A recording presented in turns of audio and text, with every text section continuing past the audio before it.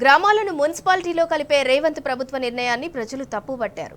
చింతకుంట గ్రామాన్ని కరీంనగర్ కార్పొరేషన్లో విలీనం చేస్తామని మంత్రి శ్రీధర్ బాబు ప్రకటించారు.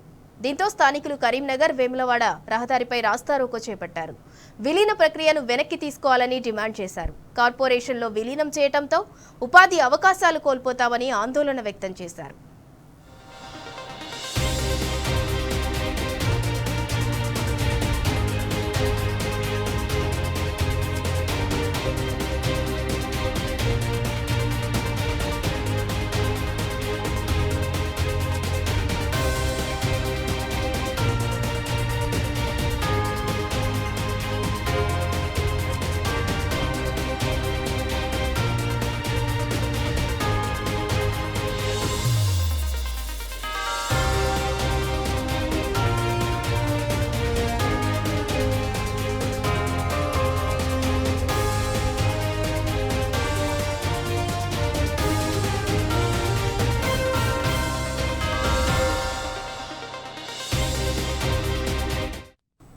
గ్రామాలను మున్సిపాలిటీలో కలిపే రేవంత్ ప్రభుత్వ నిర్ణయాన్ని ప్రజలు తప్పుపట్టారు.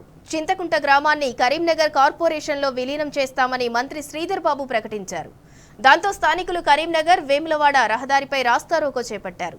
విలీన ప్రక్రియను వెనక్కి తీసుకోవాలని డిమాండ్ చేశారు. కార్పొరేషన్లో విలీనం చేయడంతో ఉపాధి అవకాశాలు కోల్పోతామని ఆందోళన వ్యక్తం చేశారు.